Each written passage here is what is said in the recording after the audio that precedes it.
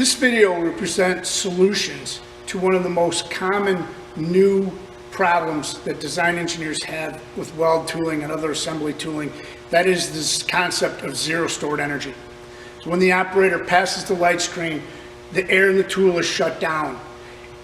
In common pneumatic components, they can drift when they don't have any air pressure to hold them in place.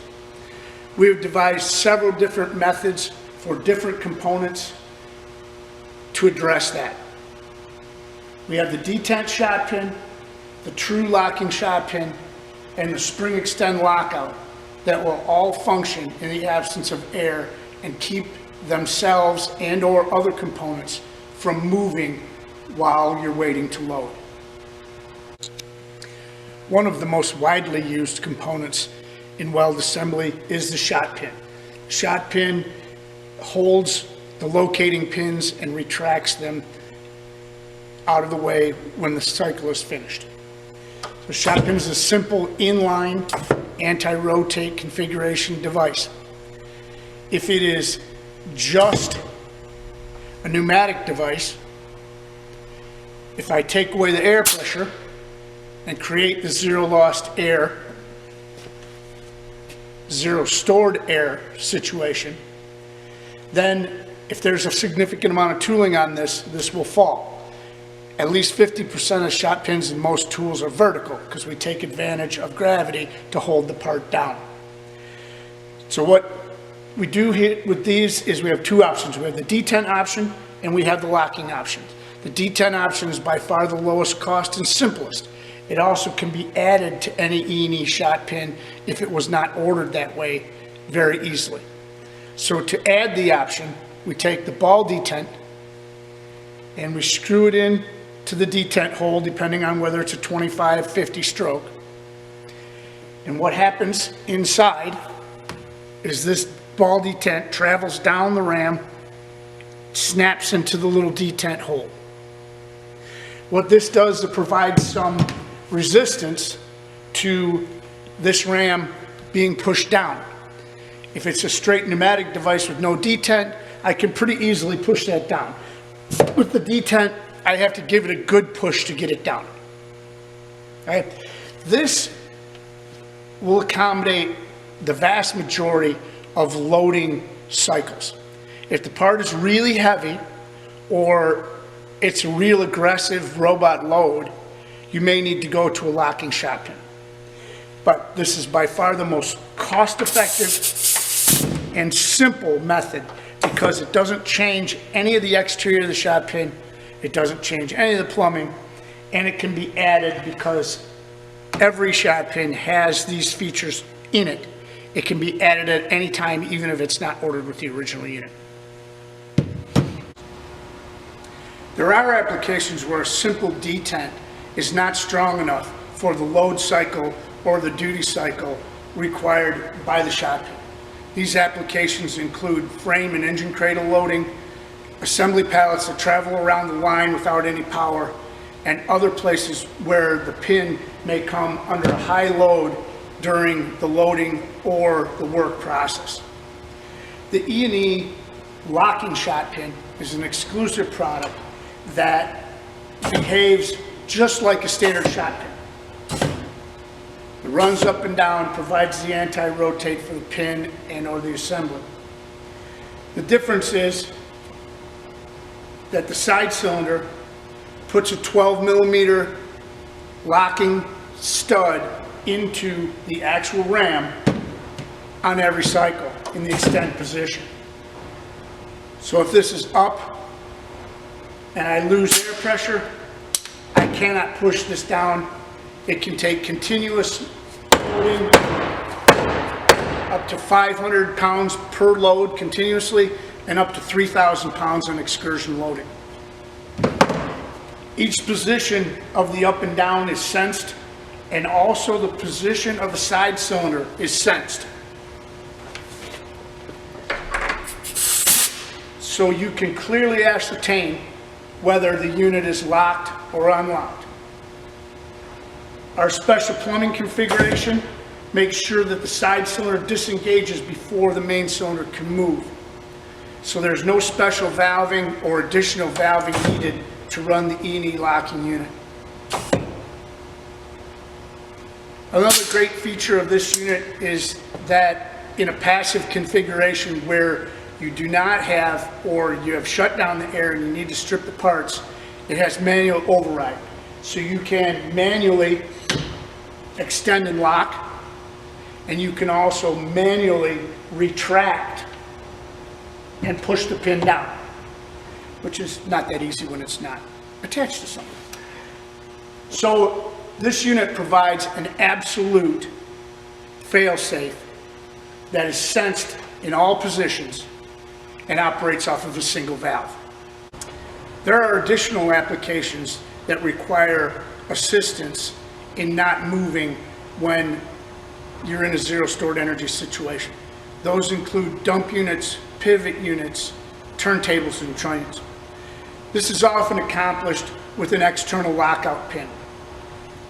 The E&E lockout pins offer many mounting options and also a spring extend, so that in the absence of air, the pin will always be extended. This is accomplished using a gas spring for high reliability and variable force. So it's air retracted and extended, sensed in both positions. Upon the loss of air, if we're in the middle of, at the end of the cycle, the pin automatically extends and immobilizes the unit that it's locking out. In order to restart the cycle, we have to reapply the air and retract the pin. These units are available in two styles: the conical nose that goes into a V-style receiver.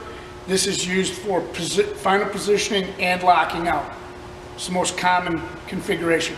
We also offer this with a flat nose and a simple hole in the receiver, which is used for just locking out. Other applications that need to be locked out during a zero stored energy load sequence are pivots, dump units, trunnions, and turntables. For these, we have our lockout pins in several sizes. We have both the conical nose units that allow us to lock out and position at the same time by using a V-block style receiver, and we have the flat nose units that simply go into an oversized hole. These units are equipped with an internal gas spring, so in the loss of air pressure, they immediately extend, lock and hold pivots, dumps, turntables, and trunnions. It can also be incorporated in the slides if that's required. These are relatively low-cost units. Again, they operate with standard valving, no special anything. But when the power goes down, the lockout pin goes on without any additional air. Again, it's sensed in the up and down direction, so before the operator of the cycle starts, the unit will be retracted. It can also be retracted and extended with air. Another very common method of achieving zero stored energy compliance is to use a cylinder rod lock. Cylinder rod lock is a pneumatically released spring lock component that locks the cylinder rod with the absence of air. It adds right onto the end of an ISO cylinder, which many E&E components are designed around the world standard ISO cylinders. So when we hook one of these configurations up in a linear slide where we may have lots of shimming room that may not be able to be locked out with a single hole, we can run these units by unlocking the rod, running the unit back and forth, and then if there's an E-stop, the rod lock will lock the cylinder so that it cannot move even if I change the direction of the air pressure.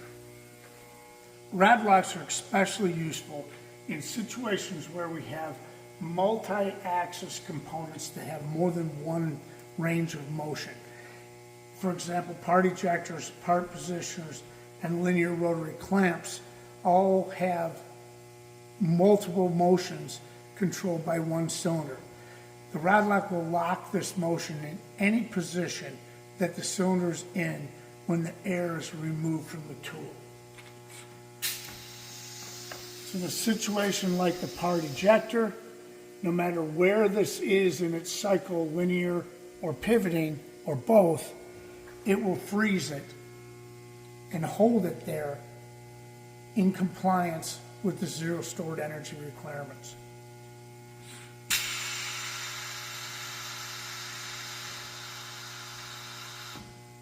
The part positioner is another example of a multi-axis part with a linear and a pivoting stroke to it that can be locked out in any position with the use of a rod lock added between the standard ISO cylinder and the unit itself. So at any point in the stroke, when the air is removed from the tool, this will freeze, even if it's partially in the middle.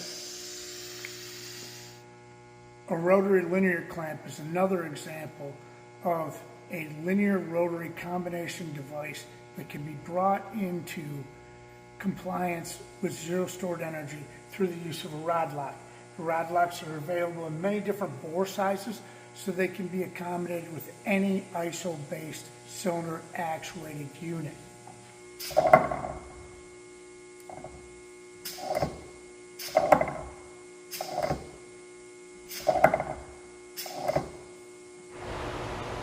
So in this video, we have addressed shot pins, which are a common issue, pallet pins and pallet changeovers, heavy loads, trunnions, dumps, pivots, and turntables.